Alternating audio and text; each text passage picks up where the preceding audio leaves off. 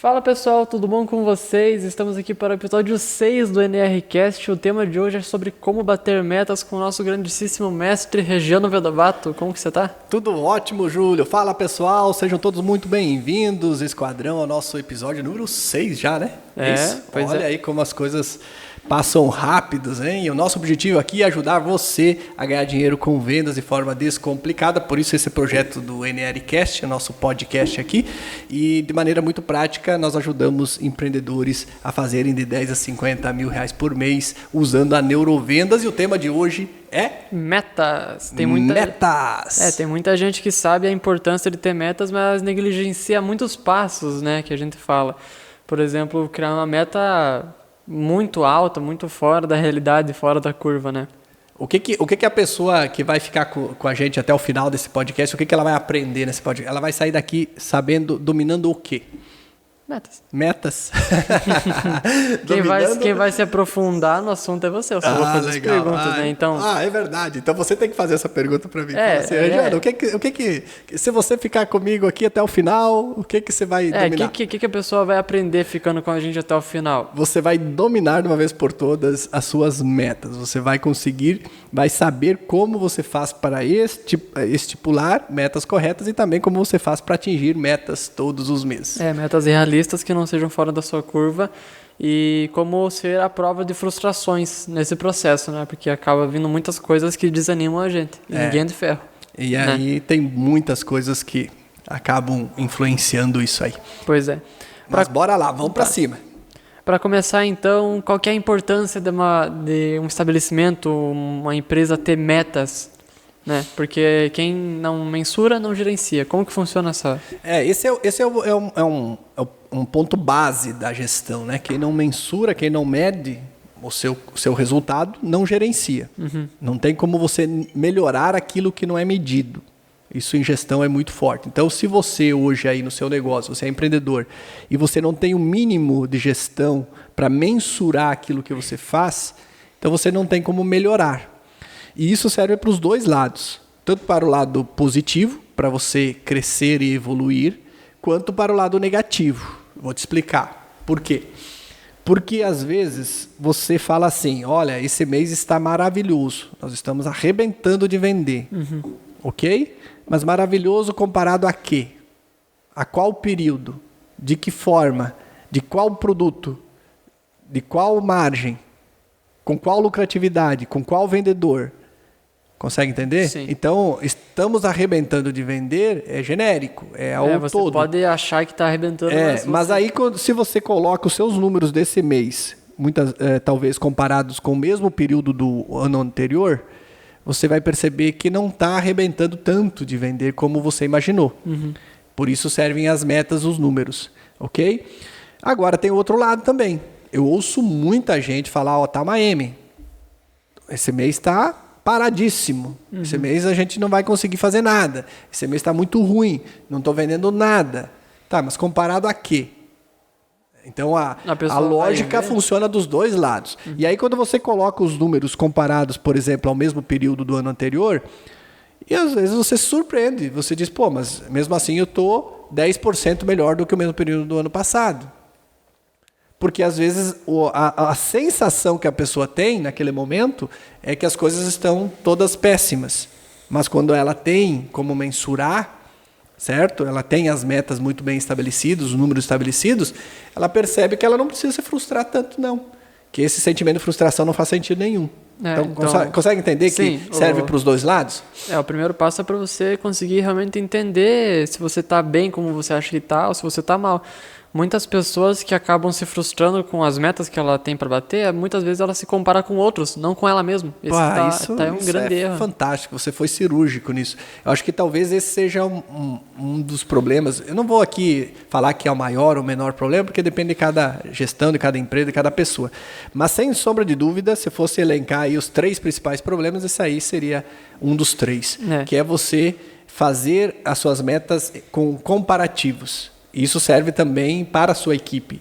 Sua equipe de vendas, na minha visão, tá? Essa é uma visão do professor Regiano Vedovato, por toda a experiência que a gente tem, de mais de 20 anos trabalhando com vendedores, gestão de equipes, tudo aquilo que a gente entregou no mercado. A meta, o número, ele precisa ser ipsativo. O que é ipsativo? É de passar no pão? É manteiga? Não, não é. Não é manteiga, não é de passar no pão. Ipsativo quer dizer que ela precisa ser comparada com ela mesma. Então, imagine que você tem uma pessoa aí na sua equipe e essa pessoa, esse mês, ela vendeu 10x, certo? E o mês anterior, ela tinha vendido 9x. Mas mesmo assim, teve um outro colega dela que vendeu 12x. Vendeu mais do que ela. E aí você fica comparando. Ah, professor, quer dizer que então a comparação é negativa? Não, você precisa, né, usar às vezes campanhas e tal, aquela competição interna, até para dar uma motivada, é natural. Mas na essência, o que realmente importa para o teu feedback, para o trabalho de crescimento dentro da empresa, evolução, é comparado a si próprio. Se você continua evoluindo e melhorando o seu próprio resultado, significa que você está no caminho certo. Agora, se você já entregou um resultado melhor do que você vem entregando, quer dizer que alguma coisa está errada. Você precisa realmente ligar uma luz de alerta e se debruçar sobre os números para ver o que está acontecendo. Exatamente. Quando você tem essa mensuração, você sabe dizer quando você está bem e quando você está mal. E quando você não precisa se frustrar quando você acha que está indo mal, mas você vê nos números e está tudo certo. Muito das vendas ocorrem no psicológico. O mental do vendedor tem que estar bom para isso. Porque tem muita gente que abrange na técnica, né? Não, porque eu conheço meu produto como ninguém, não sei o quê, mas isso é o básico. Nós temos sine qua non, né? É o base da base. Tem aquele exemplo lá do Tinder, né? Como é que é aquele exemplo? Do cara que estava fedido, como é que era? Ah, sim. Por exemplo, eu costumo falar que o básico, né, o conhecimento técnico, isso na verdade até foi uma história que eu ouvi o Pedro Calabres contando um dia e aquilo me chamou muita atenção. Gostei muito da história dele. Ele fez um comparativo bem legal. Ele diz assim, olha, imagine que você conhece uma pessoa pelo Tinder e marcou um encontro com essa pessoa lá num restaurante, em algum lugar, e você chega lá, naquele dia você esqueceu de passar antitranspirante, você chega lá com muito cheiro ruim, muito cheiro de sovaco, aquela pizza embaixo do braço, fedendo pra caramba. Então, o que vai acontecer no seu encontro? Muito provavelmente não vai haver um segundo encontro. Por quê? Porque esse teu cheiro, esse teu fedor acabou atrapalhando. Mas imagine que você faça o contrário. Você vá para esse encontro e você você tomou um banhinho, você passou um antitranspirante, está tudo bem, tudo dentro do normal. Você chega lá, tem o seu encontro e mesmo assim, muito provavelmente, a pessoa que foi se encontrar com você, ela não vai chegar depois para um amigo, uma amiga e falar assim, olha, conheci uma pessoa extraordinária, ele não tinha cheiro de sovaco, ele não sei o quê. Ou seja, não ter cheiro de sovaco é básico, é sine qua non. Você não pode querer ter só o básico e querer arrebentar. Exatamente, é que nem a gente fala da venda. Então, conhecer tecnicamente o que você vende é o cheiro do teu sovaco, ou seja, é o básico do básico do básico. O que faz o grande diferencial é comportamental. Inclusive, existe aí um estudo que mostra, eu não me lembro até, eu acho que foi realizado pelo grupo Renault, que é uma coisa a nível mundial, chamado falência motivacional. Uma empresa, ela não quebra quando ela quebra financeiramente. Ela quebra quando ela quebra motivacionalmente. E uma pessoa também é assim. Enquanto ela tiver mentalidade, motivação, ambição para se reinventar, crescer novamente e fazer de outra forma e sair do fundo do poço, ela não quebra. Agora, no momento que ela desistir, ela pode estar lascada financeiramente. No momento que ela perdeu a motivação, ela desistiu, falou, não vou mais, não aguento mais, desisti. Aí ela faliu. Ela pode estar até boa financeiramente. Sabe como é que eu chamo esse termo? Suicídio filosófico. Olha aí, ó. Não conhecia. Eu conheci por esse termo, porque falam que quando a pessoa quer desistir da vida tem duas formas, né? A forma literal e a forma que ela só fala. É isso, né? Já foi. Eu não vou mais me esforçar. Por que eu vou me esforçar? Isso, inclusive, que você está falando, é muito comum nos relacionamentos. Então, quando a pessoa desiste do relacionamento, é comum ela fazer isso. Ela diz, quer saber? Cansei. É isso, né? Não vou mais discutir, não vou mais falar. Vou só concordar, vou ficar na minha. E aí acaba que o relacionamento esfria, vai indo pro buraco. Por quê? Porque a pessoa realmente desistiu do relacionamento. Ela não consegue mais seguir adiante, ela largou de mão. Faz muito sentido. Olha onde é que nós vamos parar. Relacionamento. Falando de metas. Não, mas assim, é um dos pilares, né? A gente tem aquelas 5 saúdes, né? Que você fala lá, que veio do lado do Japão. Na verdade, agora são 7 pilares da prosperidade. Isso, são 7 pilares. E quando cai um, cai todos, né? Porque até não é fica que cai instável. todos, mas há uma grande tendência de a tua vida virar uma bagunça, em alguns deles, pelo menos, né? Pois é. Às vezes você está muito bem no financeiro, mas, por exemplo, no intelectual, no espiritual, você está acabado. Pois é. Às vezes você está muito bem no financeiro e a tua saúde física está péssima. Então, entende? E aí vem as metas, né? Que nós falamos. Porque quando nós trabalhamos aqui 7 pilares da prosperidade, porque prosperidade na nossa visão aqui do Instituto não tem nada a ver com dinheiro. Aliás, o dinheiro é apenas um dos pilares. São mais 6 pilares que te levam a ser uma pessoa mais próspera, mais feliz. E aí, em cada um desses pilares, é preciso ter metas. Então, só para você ter uma ideia, vou usar aqui um exemplo, eu e minha esposa, há pouco tempo atrás a gente percebeu que a nossa vida social, ou seja, não é que a nossa vida social com amigos, não, com isso está tudo bem, tudo certinho, mas a nossa contribuição social para a sociedade não estava dentro daquilo que nós queríamos, das nossas metas. E aí a gente conversou e a gente decidiu entrar no grupo do Lions aqui da nossa cidade, que é um grupo social. Não sei se você conhece aí na sua cidade, daqui a pouco pode ser que tenha, pode ser que não. O Lions é um grupo internacional, que é um grupo social que ajuda, né, a sociedade em vários trabalhos sociais. E a gente decidiu, então, entrar como parceiro do Lions. E a partir daí a gente melhorou muito já.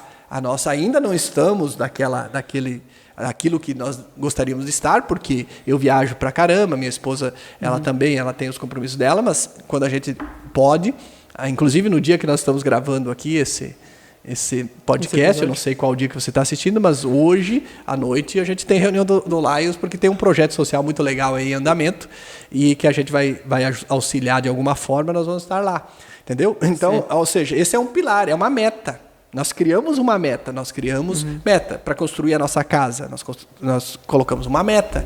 Até nós temos o Daruma, né? O Daruma, né? Que é um bonequinho, não sei se você conhece, tal, que a gente faz uma brincadeira do Daruma. Brincadeira não, uma forma de a gente lembrar a nossa meta, principalmente quando as metas maiores, né? São as metas maiores. A gente pega o Daruma, que é aquela imagenzinha, a gente pinta um olho nele e faz a meta, faz o objetivo. E deixa ele no lugar onde é que a gente enxerga todo momento, porque aquele é um símbolo, é um gatilho para você lembrar da tua meta. É muito importante. Exatamente. Isso. E aí quando você realiza a meta, você vai lá e pinta o outro olho dele e deixa ele num lugarzinho lá especial. Foi o que a gente fez agora, né, na nossa casa. Ele ficou durante 1 ano e 1 mês, 1 ano e 2 meses com um olho só. E aí agora ele recebeu o outro olho lá e tá guardadinho lá em casa. Isso que você falou é muito importante da pessoa ter onde ver a meta dela, porque não adianta ela falar, não, porque eu quero isso e vou definir isso pra minha vida. Aí ela bota dentro da gaveta. Você sabe que há um tempo atrás uma pessoa da academia, inclusive, né? Eu falo da academia, que é uma pessoa, para quem não sabe, existe academia dos pesquisadores de neurociência e, de certa forma, eu faço parte porque eu fiz mestrado, fiz pesquisa e tal. E há um tempinho atrás eu estava gravando um vídeo e acho que foi lá pro nosso canal do YouTube, um negocinho, e eu gravei e falei do Daruma. Falei dessa questão ali de pintar o olho e tal. E aí a pessoa me chamou e falou, Jano, eu não acho legal isso, você é da academia, você é um cientista, você está falando de algo que é espiritual, que é meio místico, que não sei o quê. E eu falei, cara... simpatia, né? Uma simpatia e tal. Eu disse, olha, na verdade, olhando para o lado científico, isso aí é um gatilho mental. Para mim, professor Regiano Vedovato, e para minha esposa, isso serve como um gatilho mental. Quando você vê... eu olho para aquilo, isso serve mais ou menos como a gente ensina lá no TSV, no Trilho do Sucesso em Venda, nosso programa de vendas, a gente ensina lá que as tuas metas, elas precisam estar no local visível.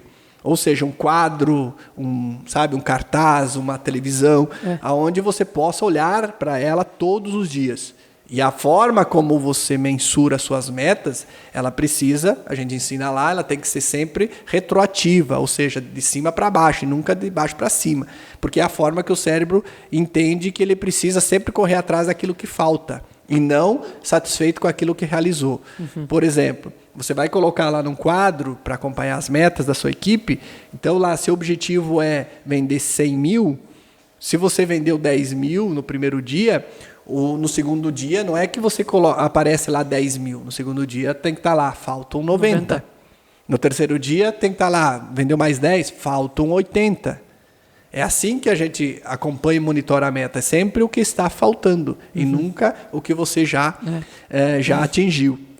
É a forma que nós ensinamos, né? Pois é, cada um ensina de um jeito. Acaba correndo o risco da pessoa ficar satisfeita. Porque o que acontece? O cérebro ele se acomoda muito fácil, né? Ele se acomoda. Então, se você começa ali a acumular, se a tua meta é 100, quando você chega nos 50, nos 60, o teu cérebro já está se acomodando. Eu já consegui 50, tá ótimo. Ele já diz, cara, já atingi mais da metade da meta. Ah, não, esse mês se atingir 70, já tô... Cara, 70, nesse caso específico, é 30% abaixo da meta. Faltam 30 ainda. E quando você faz esse acompanhamento reverso, o teu cérebro está sempre trabalhando. Cara, a ideia dele é parar de te movimentar só quando zerar aquilo. Só quando zerar aquilo. Nunca parei para pensar nisso, mas agora que você falou, eu lembrei. Quando eu fazia exercício físico, fazia calistenia, uma forma de eu procrastinar menos era contar de cima para baixo. Ou seja, eu não falava 1, 2, até 15. Eu fazia 15, 14, 13. Para quem faz exercício físico, isso é uma dica muito, muito legal. Então, você tem dificuldade de manter ali a série de exercício, começa a contar de trás para frente para você ver como muda. Muda total, porque o teu cérebro, até não chegar no zero ali, você vai esforçar ao máximo. Pois é. E tem uma questão das metas, Júlio, que eu preciso colocar aqui, porque existe aí uma linha de pesquisa muito que está crescendo, que fala que meta acaba sendo teto. Então tem que tomar muito cuidado nisso, e eu acho que é importante você saber disso também, tá? A gente, no TCV, no Trilha, a gente já aborda esse tema dessa forma. A gente fala assim, que meta não é teto, meta é chão. Ou seja, o que isso significa? Que quando você coloca metas, e muitas vezes você acaba limitando o potencial de muita gente por conta daquela meta. Porque a pessoa atingiu, tá tudo certo. Então, qual que é a ideia? A gente trabalha com meta, super meta, né? e assim por diante, escalonando tudo isso, justamente para incentivar que aquele parâmetro lá é o mínimo, certo? E incentivando as pessoas a trilharem outros. E como é que a gente faz isso? Premiando de formas diferentes. Você atingiu na meta, é X.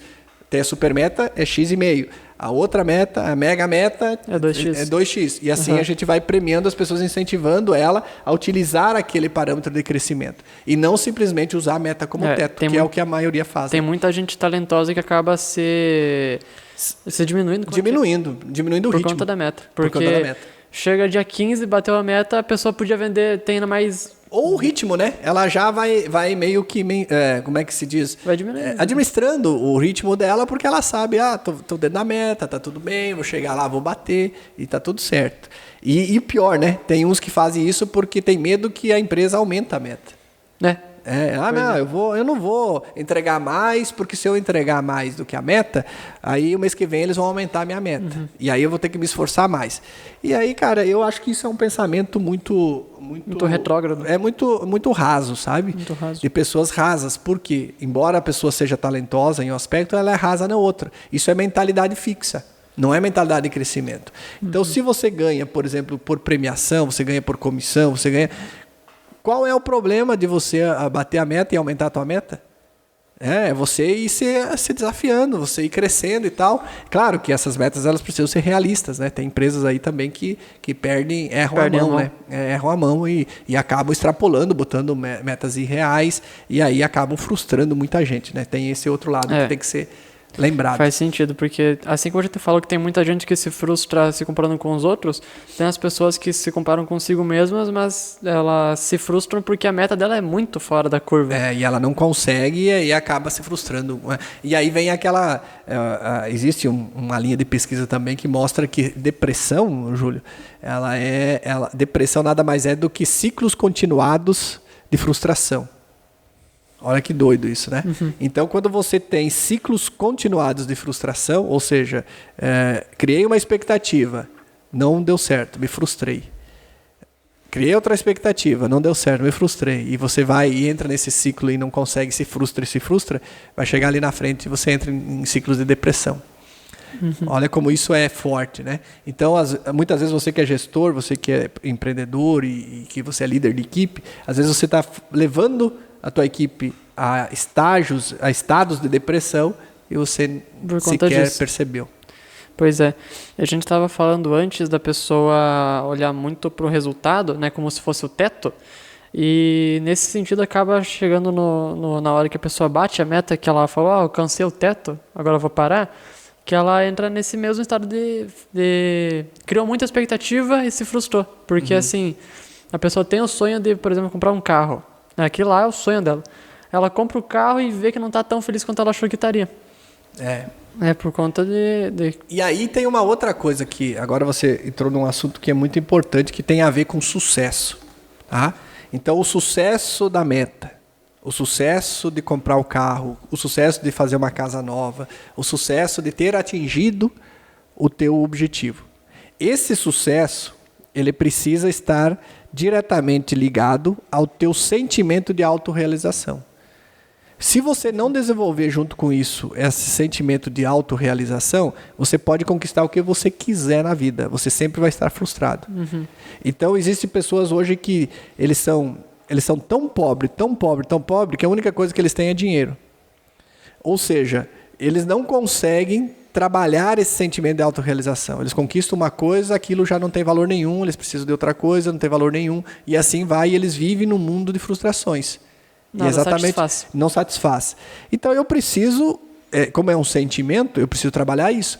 Por que nesse momento que você assiste esse podcast, eu tenho certeza absoluta que você tem dentro da tua rede de amizades, você tem pessoas que têm muito menos bens do que você e é muito mais feliz. Ou é muito mais grato, é muito mais realizado do que você. Por quê? Quer dizer que ele não tem ambição? Talvez, em alguns momentos, porque ele não tem ambição. Assim como você tem. Mas muito provavelmente porque ele aprendeu a desenvolver o sentimento de autorrealização. Então, aquilo que ele tem, aquilo que ele conquistou, já faz com que ele se sinta muito bem. Isso não quer dizer que ele não esteja em busca de outros patamares, outros níveis. Sim. Agora você precisa aprender a curtir aquilo que você está conquistando. A felicidade ela é muito relativa, então o que para muitos é pouco, para mim não é nada. Né? Ou então o contrário, né? E tem muitos estudos que apontam que as pessoas elas tendem a se acostumar com o que elas já ganham. Então, por um momento, assim, é uma felicidade gigante. Bati minha meta. Mas elas acostumam, né? Aí que vem isso de a pessoa precisar ter super metas, né? E dividir metas em várias etapas.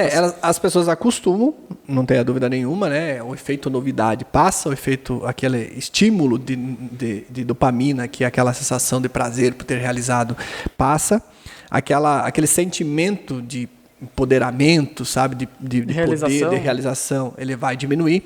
Só que existe aí um efeito de motivação que é conhecido como efeito de Friedrich Herzberg, né? Isso. Friedrich Herzberg, ou seja, teoria dos dois fatores, né? De Friedrich Herzberg. Então, é mais ou menos assim. O que o Friedrich mostra no estudo dele? Que existem coisas que não motivam mais as pessoas.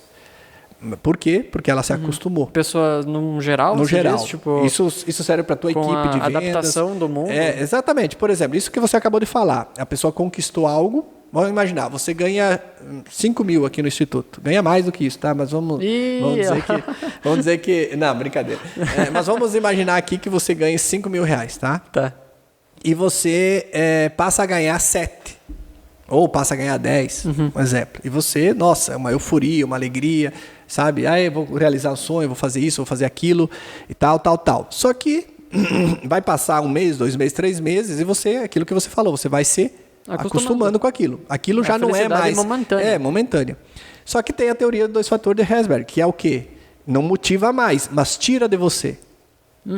O fato de não te motivar não quer dizer que não te desmotiva se você perder. Então, existem coisas aí dentro da tua equipe que é básico, por exemplo, as condições de trabalho. Tá? Um bom notebook, um bom smartphone, um ambiente legal, sabe? Um bom computador, um bom carro para quem trabalha na rua. Talvez não motive a pessoa, mas tira isso dela para ver se não desmotiva. Da mesma coisa, salário. As pessoas falam aí, né, muitas pesquisas falando que dinheiro não é importante, as pessoas não é o mais importante é reconhecimento. Concordo em partes. Por quê? O dinheiro talvez não motive de fato, mas porque é aquilo que você acaba de falar. Ele se acostumou com aquele padrão, com aquele ganho. Agora tira o dinheiro. Tira vamos dizer assim, o mínimo. Desmotiva, né? O mínimo possível, o mínimo que ele precisa para dar um conforto para a família dele, para ver se não desmotiva. Então, às vezes, esse ato acaba levando a tua equipe, o teu resultado muito mais para baixo do que propriamente você manter. Criar um esforço para manter aquela estrutura, tá? Mesmo que aparentemente aquela estrutura, um bom carro, um bom ambiente, um ar-condicionado, sabe, uma boa mesa de negócio e tal, mesmo que aparentemente aquilo não motive. Um outro exemplo assim para nós fechar, o tal da economia burra, que a gente fala tanto, né? Nas empresas. Vamos cortar o cafezinho, vamos diminuir o papel higiênico, vamos não sei o quê. Tá? É muito conhecido isso. Eu sei que em alguns momentos talvez sejam necessários, né? Não estamos entrando aqui no mérito de cada caso. Mas o fato é que é chamado de economia burra baseado na teoria dos 2 fatores de Herzberg. Ou seja, o cafezinho não motiva ninguém. Mas tira o cafezinho. Tira a porra do cafezinho. Outras pessoas vão ficar desmotivadas, vão começar a falar, vão dizer, tá vendo? Vai diminuir o desempenho das pessoas. Vai diminuir o engajamento, você vai dar motivo para as pessoas simplesmente passarem a falar e se desmotivar. Por quê? Porque uma coisa que é tão simples e muitas vezes não impacta tanto no teu custo, as pessoas vão usar como um gatilho para desmotivação e criar todo um ambiente negativo. Exatamente. A gente acabou entrando muito mais no mérito de motivação e desmotivação, mas é que as metas são muito motivacionais. Você pode, se você estiver focado e tudo mais, se você tiver com uma mentalidade boa, a chance de você bater a tua meta e passar a tua meta é muito mais alta, né? Daniel Goleman, no trabalho dele na inteligência emocional, ele fala que colocar o cérebro humano ao trabalho de uma meta é muito bom para o cérebro. Então, motivacionalmente falando, né, que a gente fala. Então, você tendo uma meta, um número para buscar, faz bem para o teu cérebro. E a meta, viu, Júlio? A meta é ela que mantém as empresas abertas. Então, é a meta que faz a empresa se manter no mercado. Porque só existe 2 coisas. Ou você está crescendo ou você está morrendo. Não existe empresa que está no nível. Dizer assim, eu estou parado, eu me mantendo. Não existe isso. É sempre oscilando. Ou você está crescendo ou você está morrendo. Ou você está num processo de crescimento e você na tua vida é a mesma coisa. Ou você está evoluindo ou você já está ficando para trás. Não, eu estou me mantendo aí há muitos anos. Mentira. A coisa acontece tão rápido, as atualizações, né, o mercado é tão dinâmico, que se você não se manter evoluindo, se você não se manter crescendo, você está fora. Você está fora. É o que a gente fala de treinamentos, né? De cursos, de treinamento, palestras. As pessoas falam assim, vou fazer um curso esse ano. Já fiz o curso. Já fiz um curso. Me deu? Cara, já era. Se você não está em... nós chamamos isso para constante evolução. Eu não lembro agora se é lifelong learner ou... Lifelong learning. É lifelong learner, né? Essa sequência que fala. Mas é exatamente isso. É educação para a vida toda. Lembra uma vez aqui no... Eu ia dar esse exemplo agora. Por exemplo, fala aí como é que foi. O nosso querido Cauã, que trabalhava aqui conosco, ele falou, não, porque eu tô louco para começar a faculdade e assim que terminar, deu, né? Tá louco. Estudar, deu já... Né? Já vou dar um tempo, vou parar. Já parei. Ele nem tinha começado a faculdade ainda. Pois é. Falando isso. Né, os estudos são para a vida toda, né? Tanto que o Regiano ele já tem um mestrado, mas pede para ele se ele para de ver vídeos, de ler, né? Existem várias formas de você se manter atualizado, estudando. Não necessariamente você precisa fazer ir para academia, né? Fazer algo acadêmico, pós-graduação, e assim por diante, mestrado. Mas a gente tem que entender que é para a vida toda. Então, assim, as pessoas que pensam, vou fazer um treinamentozinho, vou fazer um cursinho, vou assistir uma palestra, vou ler um livro e tá bom para mim, esquece, cara, tá fora do mercado.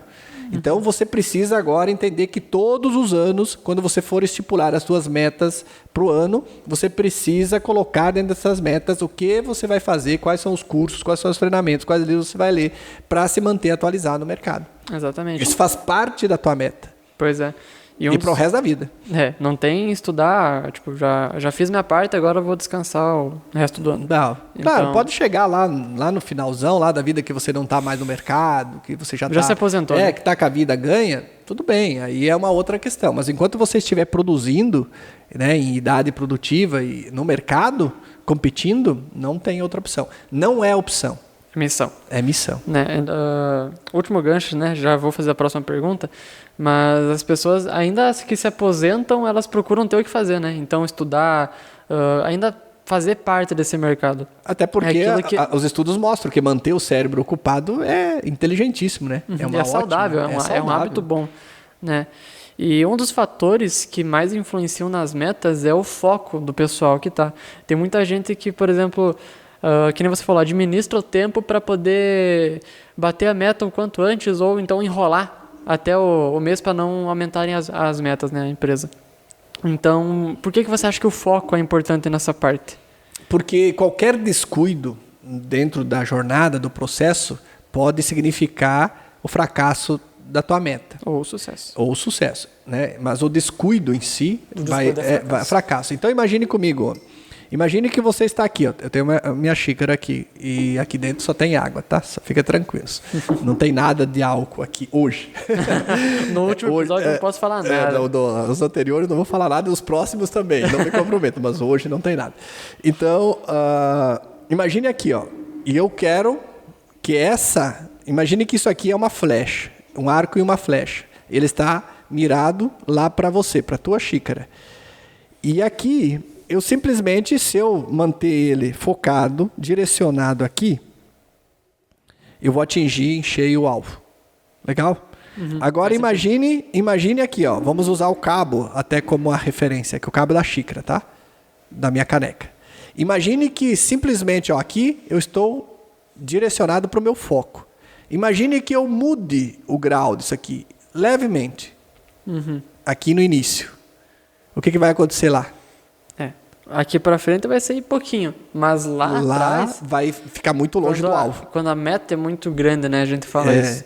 E detalhe, o que eu quero mostrar com isso? É que pequenos descuidos, pequenos desajustes no caminho, e principalmente no início, podem ocasionar grandes transtornos lá no final. Sabe como se chama isso? Como? Teoria do caos. Olha, teoria do caos. Quando você mexe... Você é muito bom nessa teoria ali, né? Você traz uns exemplos legais. Pois é. Quando você mexe alguma coisa lá atrás, pode parecer que não muda nada. Mas você vai ver lá no final, tu vê assim, se eu não tivesse feito aquilo lá no começo do mês, né? Não teria acontecido isso agora. Você tem um exemplo até que você fala da tua... Da Mari? Da Mari, né? O que eu chamo? Esposa ou namorada? Namorida? Namorida, né? Namorida, Mari. Né? Eu falo que se eu não tivesse numa cadeira específica no recreio, eu não teria conhecido a Mari, porque eu sentei lá com uma amiga, comecei a conversar, foi desenrolando e caí num efeito borboleta gigantesco. Eu acabei conhecendo a Mari, fui morar para Getúlio Vargas, morei em outra cidade, conheci outros amigos, porque eu estava lá naquela cadeira, naquele lugar. Porque você tomou aquela decisão naquele dia, naquele momento. Se qualquer coisa tivesse acontecido, se tivesse chovendo naquele dia, eu não teria sentado, não teria conversado com a amiga que me fez eu querer mudar para Getúlio e, enfim... E nada teria acontecido, talvez.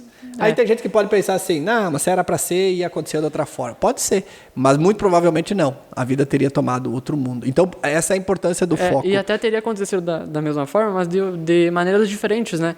Talvez eu não teria conhecido a Mari no dia que eu conheci ela, talvez eu teria conhecido outro tempo, eu seria em outra época, eu seria outra pessoa, ela também.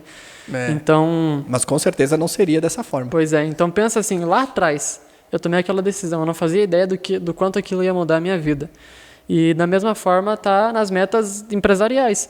Eu posso pensar assim, se eu vou acordar 10 minutos mais cedo todo dia para, sei lá, ler um livro, para focar, para fazer alguma coisa que eu acho que vai ser produtivo, a curto prazo parece pouca coisa, né? 10 minutos, vou ler uma página por dia, nem isso. Mas a longo prazo acaba... Mas essa decisão pode mudar totalmente a tua vida lá na frente. Eu posso ter um insight, né? O tempo que eu estava dormindo aquela hora, não ia ter como ter um insight, né? Então, acordar mais cedo, sei lá, tomar um banho gelado. Tem tantos hábitos que a gente pode ter para conseguir desenvolver uma rotina mais saudável que vá... O próprio exercício, né? Que a gente fala, exercício físico, né? Alguns minutos no dia. E aí, na meta é exatamente isso. O foco é exatamente isso. Então, quando você... está focado desde o primeiro dia, desde o primeiro momento, e você acompanha cada detalhe através dessa mensuração que a gente fala, o que está acontecendo, para que lado está indo os teus números, então você vai chegar lá no final e você vai atingir o teu alvo, que é o objetivo. Agora, se você deixar, por exemplo, quando a gente fala de indicadores, Lá no TSV nós temos várias aulas que falam de indicadores, desde os mais básicos até indicadores mais avançados de vendas, né? Dependendo do módulo que a pessoa estiver lá no programa. Então, quando eu falo indicador, para que serve o indicador?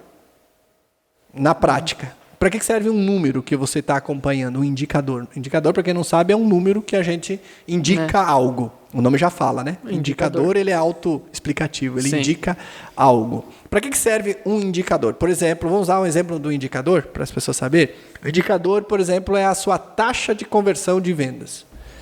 É um indicador. Ou seja, quantas pessoas você precisa falar para vender um produto, fazer uma venda. Certo? Isso é uma taxa, a gente converte isso em porcentagem. Então, imagine que você precisa falar com 10 pessoas para você fazer uma venda, sua taxa de conversão é 10%.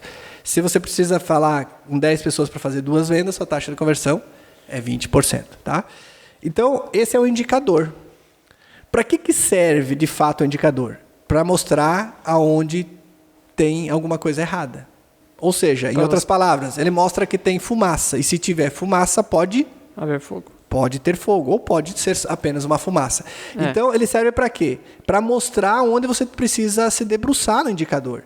Então, imagine que você tem vários indicadores lá, que você acompanha, na sua equipe ou no seu negócio.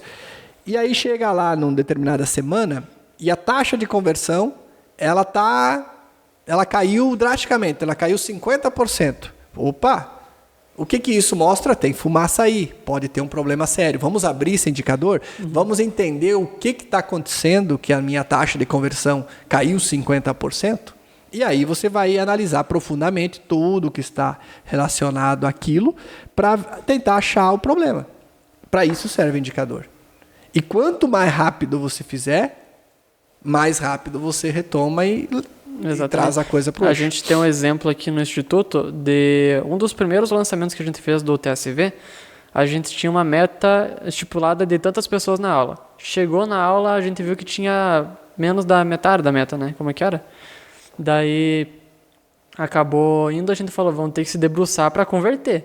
Para melhorar o outro indicador. Então, assim, se a gente não tivesse mensurado, assim, se entrar 100 pessoas na aula, vamos vender tanto. Daí entrou metade dessas pessoas, a gente falou, tá, agora vamos ter que dobrar a conversão. Qual que é a saída agora? Então, a gente errou num aspecto que era levar as pessoas para a aula, né? Sim. A gente identificou lá depois quais foram os problemas.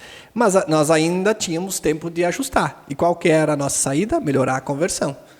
E foi o que nós fizemos. E isso a gente bateu um recorde de conversão. Um recorde de conversão. Por quê? Porque a gente se debruçou. Aquela falha fez a gente correr atrás. E aí a gente bateu o recorde de conversão. Pois é. Então, se a gente não tivesse mensurado essa primeira parte de saber quantas pessoas... Ia deixar rolar. Ia deixar rolar, ia falar, não bateu, mas esse mercado aí também, né? Ninguém está comprando nada. Não funciona, né? Não dá certo. Pois é. Uma das estratégias que a gente tem para ajudar a pessoa a manter o foco, para bater a meta, é dividir a meta em várias etapas, né? Porque você acaba mensurando assim, eu tenho que fazer tanto por dia, né? Não é tipo assim, se eu tenho, que nem você deu o exemplo lá dos 100 mil, se eu tenho lá 100 mil e não dividir esses 100 mil, eu quero em 6 meses, não dividir em meses, em semanas e dias, vai chegar lá no final, vou ter que me virar para bater esses 100 mil. Tá faltando 50% da meta. Vou ter que me virar nos últimos dias. Para fazer isso. Quando eu tenho essa divisão, eu sei que por dia eu tenho que bater tanto. Então, eu sei que eu bati minha meta do dia. Se eu estou na metade do meu dia, eu posso usar a outra metade para folgar um pouco mais no próximo, né? Não tenha dúvida. E até para você, se acontecer imprevistos, e imprevistos acontecem. Embora... que o Serbasi fala, é uma frase que eu gosto muito, que ele fala que imprevistos não são imprevisíveis, ele fala, né? Mas acontecem. E olha que interessante, tem empresas, inclusive, que são tão profissionais nisso, nesse monitoramento de números, que já tem metas a cada meio-dia. Empresas, principalmente, que precisam fazer contatos ativos com clientes. Eles já estão monitorando, olha, pela manhã você vai ter que fazer tantos contatos, pela tarde tantos contatos. Se a pessoa não fez os contatos pela manhã, eles já vão olhar no início da tarde. O que aconteceu? Agora à tarde você vai ter que recuperar. Vai ter que trabalhar um pouco mais. Porque senão não consegue. Entendeu? Então, é mais ajustado ainda. Por que isso é feito? É para penalizar o funcionário? Talvez você possa estar pensando assim, isso aí é para penalizar, porque daí eles ficam em cima. Não, é justamente para corrigir o rumo o mais rápido possível. Imagine a pessoa daí num dia, meio-dia, outro dia, treina numa semana. Na outra semana não recupera mais. É a mesma coisa. Você vai fazer, eu vou fazer um almoço. E você precisa comer um boi no almoço. Como é que você come um boi no almoço? Não tem como, né? Você precisa cortar ele em pedaços. Não é? E aí, se você vai cortando em pedacinhos e você tem ali um prazo, você aos pouquinhos, chega um momento que você vai degustar toda a carne do boi. É a mesma coisa a meta. Então, você tem lá a meta maior. A meta maior, às vezes, assusta. Você olha lá, meu Deus, e agora? Como é que eu vou fazer para chegar lá? Então, você quebra ela em metas menores. Eu tenho a meta por exemplo, de conhecer um país nos Estados Unidos, na Europa e tal, levar meus filhos para Disney daqui 5 anos. Hoje eu preciso lá, imagine que você precisa de 20 mil reais, 30 mil reais para fazer uma viagem confortável para Disney, você, sua esposa, seu filho, alguma coisa assim. Você tem essa meta. Você tem 5 anos para dividir. Quando você olha assim, 30 mil reais, tirar agora é bastante. Mas agora? Mas 5 anos, então vou dividir por 5. Quanto ficaria por ano? 6 mil reais por ano. Né? Não é? Aí divido por mês. 6 mil reais por ano dividido por 12 meses dá quanto? Vai dar uns... Dá 500 reais. 500 por mês. Divide por semana, são 4 semanas. 500 dá 100 e poucos reais por semana. Divide por dia. Dividido por 5, dá 25 reais por dia, em média. Então... Entendeu? Mais ou menos. Eu fiz aqui de cabeça, né? Pode ser um pouquinho mais. 25 reais por dia. É uma coisa absurda?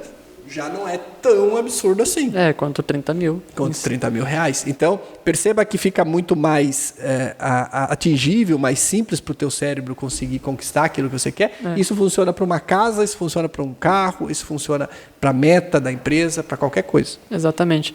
E você acaba evitando frustrações, porque quando você sabe quanto você tem que render e você fala, eu perdi um dia, vou ter que correr, sabe o quanto você vai ter que correr no próximo dia, você tem essa previsibilidade, então acaba sendo muito melhor.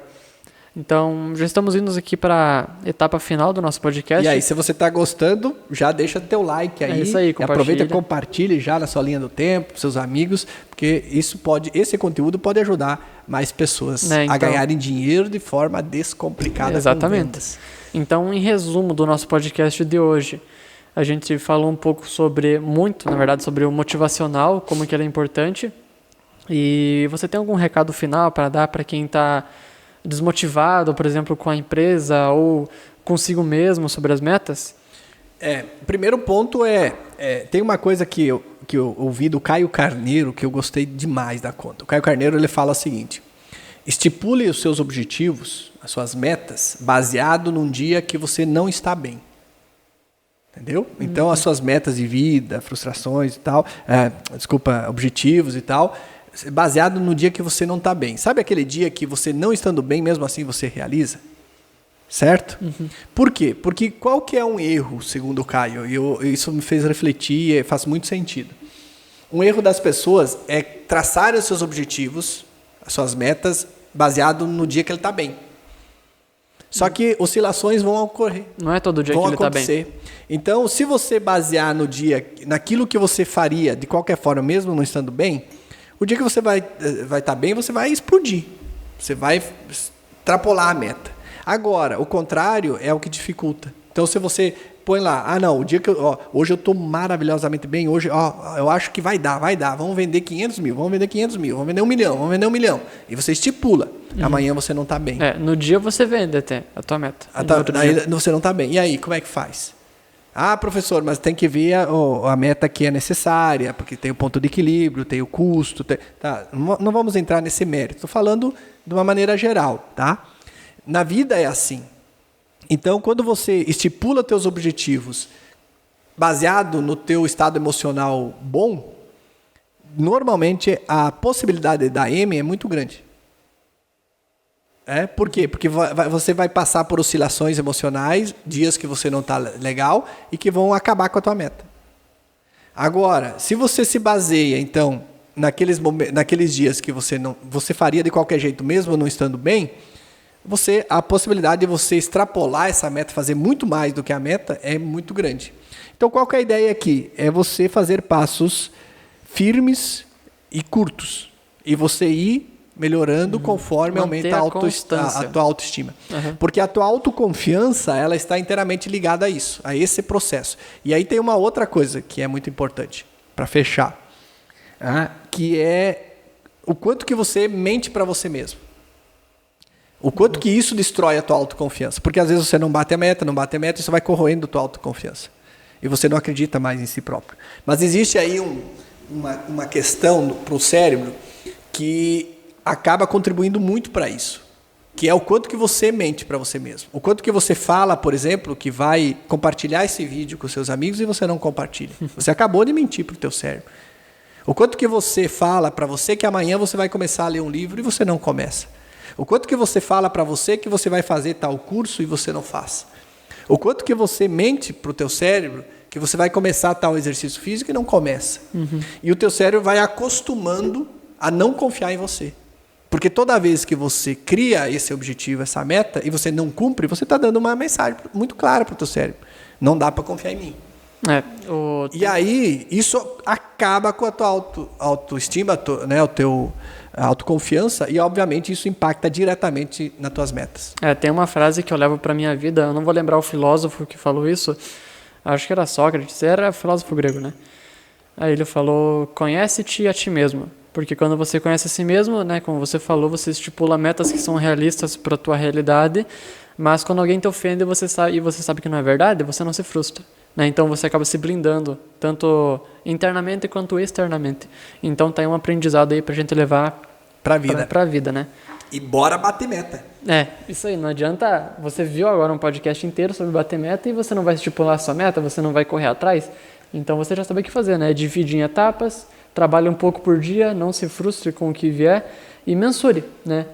Quando você mensura, você acaba se blindando contra frustrações. Você sabe quando você está bem e quando você está mal. E lá no nosso programa, né, Júlio, no TSV, a gente ensina lá, passo a passo, como você estipula, a meta precisa ser específica, mensurável, alcançável, tem que ser relevante. Então lá a gente ensina passo a passo como você faz para você. Isso, é uma parte bem mais técnica, completa do básico. Nossos alunos lá conseguem fazer isso com nós maior temos clareza. o mapa TSV, inclusive. Lá, né, inclusive. Então, pega na tua mão e não tem como. Não estamos aqui querendo te vender nada, tá? Só para você saber que existe ferramentas para ajudar você nesse sentido aí. E os nossos alunos, para quem já está lá no TCV, tem acesso a isso. É isso aí. Então, muito obrigado por ter acompanhado a gente até aqui. Dá 2 cliques na tela, deixa o like pra gente, compartilha pro seu amigo que você acha que precisa aprender como bater metas. Você já aprendeu, agora está na hora de compartilhar o teu aprendizado. Estamos juntos até o topo? Bora arrebentar, estamos juntos? Até o topo. Até o topo, um abraço, até o próximo. Mais.